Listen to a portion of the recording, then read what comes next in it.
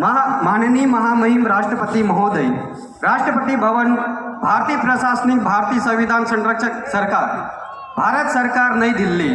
माननीय प्रधानमंत्री महोदय, भारत शासक सरकार, नई दिल्ली। माननीय महामहिम राज्यपाल महोदय, राज्यपाल भवन, मध्य प्रदेश प्रशासनिक संवैधानिक हक अधिकार संरक्षक सरकार, मध्य प्रदेश सरकार, भोपाल। माननीय मुख्यमंत्री महोदय, मुख्यमंत्री कार्यालय भोपाल, मध्य प्रदेश शासक सरकार, भोपाल द्वारा। श्रीमान कलेक्टर महोदय, जिला अलीराजपुर, इंदौर संभाग, मध्य प्रदेश प्रशासन सरकार।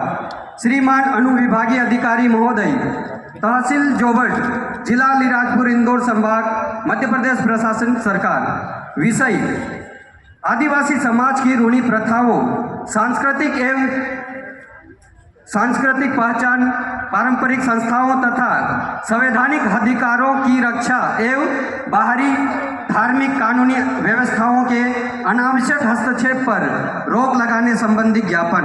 महोदय, जय जोहार, जय आदिवासी, जय सिंधु भारत यानी आदिवासी भारत। 9 अगस्त विश्व आदिवासी दिवस के अवसर पर हम आदिवासी समाज की ओर से अपनी ऐतिहासिक, सामाजिक, सांस्कृतिक और संवैधानिक पहचान के संरक्षण के लिए यह ज्ञापन प्रस्तुत कर रहे हैं। आदिवासी समाज की पहचान किसी एक पुस्तक, किसी एक धर्म ग्रंथ अथवा किसी बाहरी धार्मिक संस्था से निर्मित नहीं हुई है। हमारी पहचान पीढ़ी दर पीढ़ी चली आ रही है। मौखिक परंपराओं, रूढ़िगत कानूनों, सामाजिक संस्थाओं, देवी स्थलों, प्रकृति पूजा, जन्म से मृत्यु तक की जीवन पद्धति, विवाह संस्कार, त्योहार, बोली, भाषा, वेशभूषा, गीत, नृत्य, कहावतें, मुहावरे और सामुदायिक पारंपरिक से निर्मित हुई है। हमारी इन परंपराओं को हमारे पुजारा, गांव पुजारा होता है, वो पुजारा हमारे आदिवासी के संरक्षण करता है, क्योंकि वही बापदेव, रुलिया बापदेव, भेस्टा देव, रानी काजल, भिलवड़ बाबा, कोलका माता, कलनी धनी, यानी कि जो हमारे शरीर का निर्माण करने वाली माता को हम कलका माता, कलनी धनी बोलते हैं। अंधविश्वास में मत ले जाना। ये चीजें हमारे पूर्वजों ने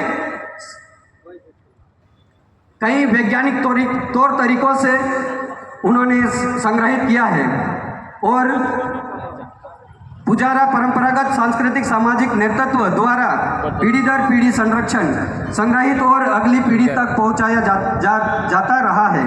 अतः हमारी मुख्य मांग एवं निम्नानुसार है। संयुक्त राष्ट्र संघ द्वारा घोषित जो आज हम 9 अगस्त विश्व आदिवासी दिवस मना रहे हैं, लेकिन कैलेंडर में हमारा छुट्टी का दिन नहीं है।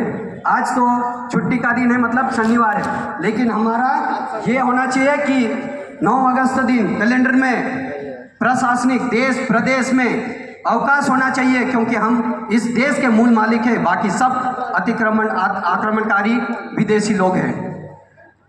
9 अगस्त विश्व आदिवासी दिवस घोषित किया जाए तथा देश और दुनिया में 1994 से निरंतर आदिवासी दिवस को आदिवासी अस्तित्व, अस्मिता, पर्यावरण और जल जंगल जमीन तथा संस्कृति को बचाने के लिए मनाया जा रहा है। इसलिए मध्य प्रदेश और देश शासन, प्रशासन और भारत सरकार 9 अगस्त को पूरे भारत में सामान्य अवकाश घोषित किया जाए। दूसरा पॉइंट, आदिवासी विवाह व्यवस्था की स्वतंत्र पहचान संग्रहित, सुरक्षित की जाए। आदिवासी समाज में विवाह केवल 2 व्यक्तियों का संबंध नहीं है, बल्कि 2 परिवारों, रिश्तेदारों और समुदायों के सामाजिक सांस्कृतिक संबंधों का संस्कार है।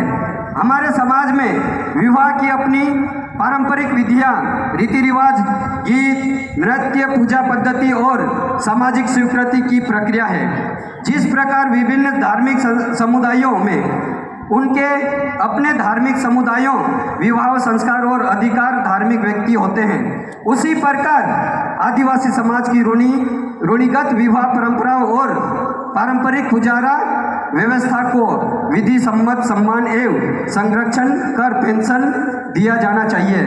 ये पुजारी को पेंशन दिया जाना चाहिए, क्योंकि मंदिरों में जो पुजारी बैठता है उसको वेतन दिया जाता है। तो हमारे आदिवासी का संरक्षक पुजारा होता है, तो पुजारा को भी हम उसको भी मतलब पेंशन दिया जाना चाहिए। अतः शासन द्वारा आदिवासी समाज की इन परंपराओं का सर्वेक्षण, दस्तावेजीकरण, अभिलेखीकरण और संरक्षण किया जाए तथा स्थानीय समुदाय की अनुमति और सहभागिता के बिना इनका स्वरूप बदलने का प्रयास न किया जाए।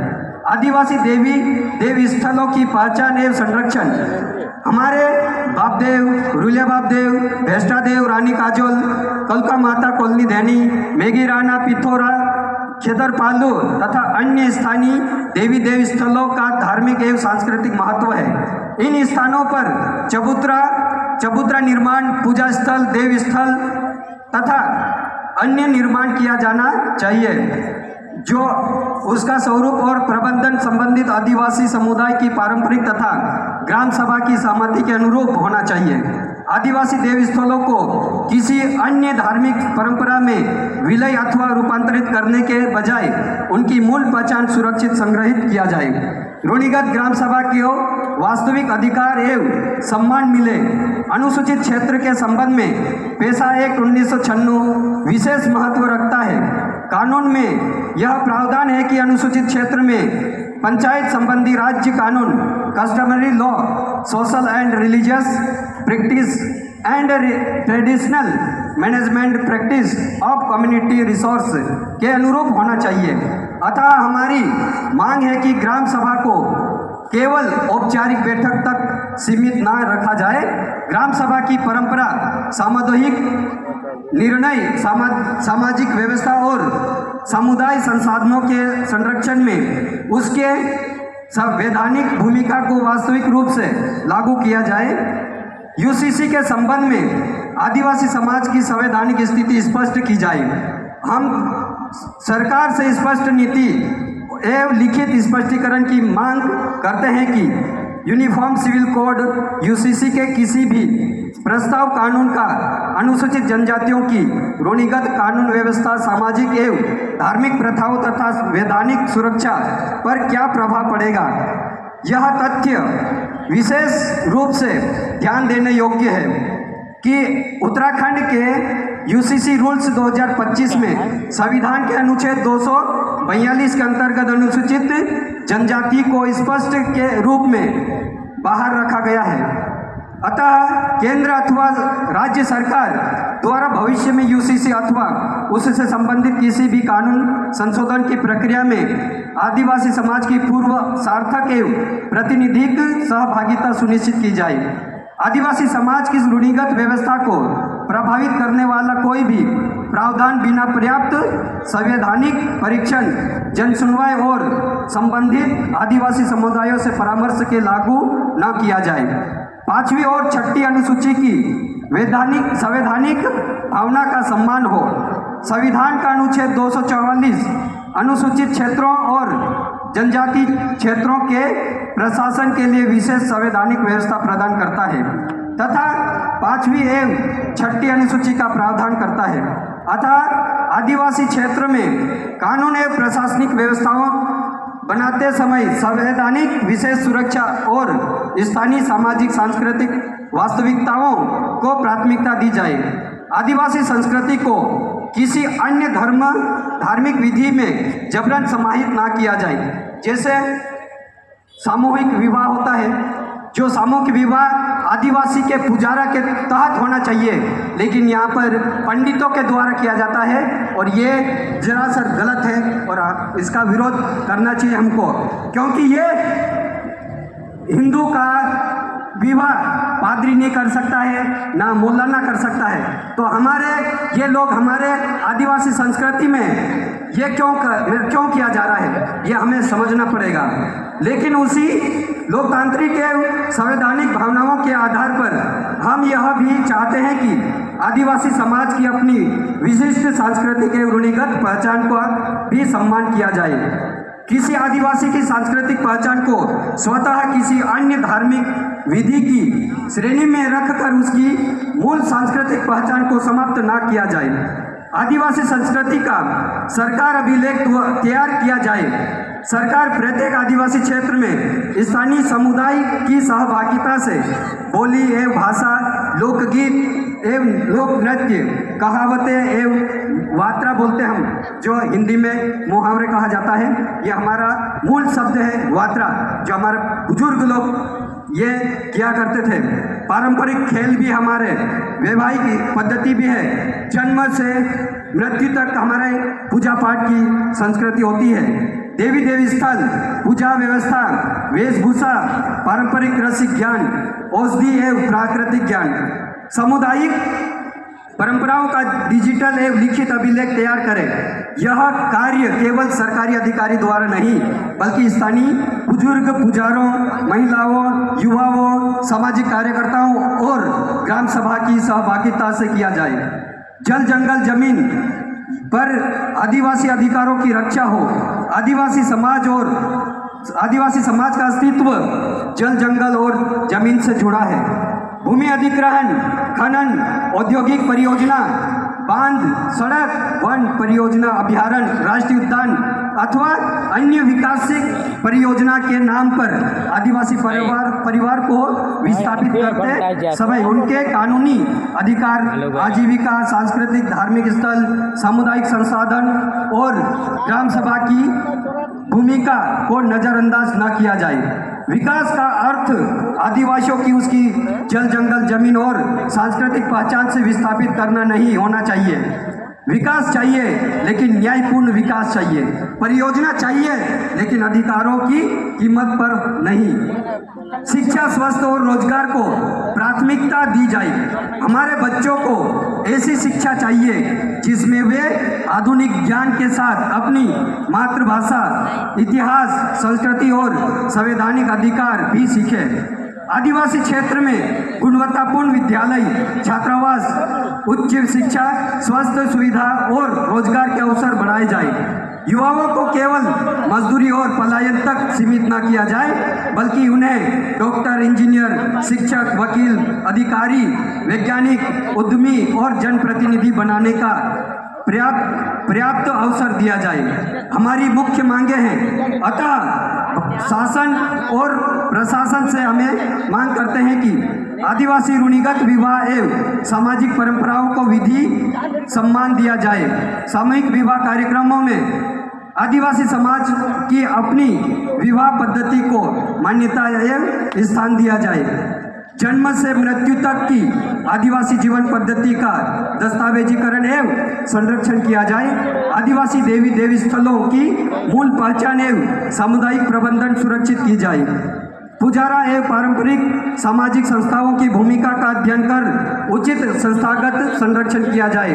पेशा के प्रावधानों के अनुसार अनुसूचित क्षेत्रों में प्रथागत कानूनी, सामाजिक, धार्मिक प्रथाओं एवं पारंपरिक सामुदायिक संसाधन प्रबंधन का सम्मान सुनिश्चित किया जाए। यूसीसी अथवा किसी अन्य समान नागरिक संहिता के संबंध में अनुसूचित जनजातियों की संवैधानिक स्थिति स्पष्ट करते हुए व्यापक जन परामर्श किया जाए। 5वीं अनुसूची और अन्य संवैधानिक सुरक्षा प्रावधानों की भावना के अनुरूप आदिवासी क्षेत्र में कानून लागू किया जाए।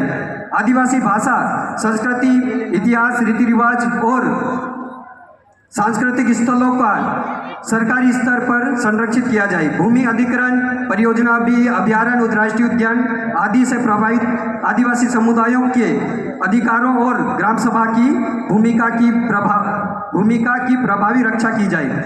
शिक्षा, स्वास्थ्य, रोजगार, कृषि और सामाजिक सुरक्षा के लिए विशेष प्रभावी योजना लागू की जाए। आदिवासी समाज की पहचान से संबंधित किसी भी कानून, बिल, नीति के निर्माण से पहले संबंधित आदिवासी समुदायों, ग्राम सभाओं, पारंपरिक नेतृत्व और विशेषज्ञों से सार्थक परामर्श किया जाए। अंतिम निवेदन है, हम स्पष्ट करना चाहते हैं कि यह ज्ञापन किसी धर्म, जाति या समुदाय के विरोध में नहीं है। यह ज्ञापन हमारी पहचान, हमारी संस्कृति, हमारी अपनी परंपरा और हमारे अपने संवैधानिक अधिकारों के सम्मान की मांग है। हम किसी के अधिकार को छीनना नहीं चाहते हैं, लेकिन हम यह भी स्वीकार नहीं कर सकते हैं कि हजारों लाखों वर्षों की सांस्कृतिक पहचान को धीरे धीरे किसी दूसरे धार्मिक या सामाजिक व्यवस्था में विलीन कर दिया जाए। हमारी संस्कृति संग्रहालय की वस्तु नहीं है। हमारी संस्कृति संग्रहालय की वस्तु नहीं है, जीवित संस्कृति है। हमारी परंपरा पिछड़ापन नहीं है, हमारी सामुदायिक पहचान है। हमारी ग्राम सभा केवल बैठक नहीं है, हमारी सामुदायिक शक्ति है। हमारा जल जंगल जमीन केवल संपत्ति नहीं है, हमारे जीवन का आधार है। इसलिए हमारा संकल्प होना चाहिए, पहचान बचाएंगे, संस्कृति बचाएंगे, रूढ़िगत ग्राम सभा को बचाएंगे, अधिकार बचाएंगे, जल जंगल जमीन सुरक्षित रखेंगे, ग्राम सभा को मजबूत करेंगे, संविधान का सम्मान करेंगे, आदिवासी अस्तित्व, अस्मिता और स्वाभिमान की रक्षा करेंगे। जय जोहार, जय आदिवासी, जय संविधान, जय प्रकृति, जय सिंधु भारत यानी आदिवासी अखंड भारत। संयोजक विश्व आदिवासी दिवस आयोजक समिति, आदिवासी समाज, जोबर, जिला अलीराजपुर, मध्य प्रदेश। यह ज्ञापन हम तहसीलदार को सौंप रहे हैं। हम तहसीलदार से एक विनती भी करेंगे कि हमारे क्षेत्र में जो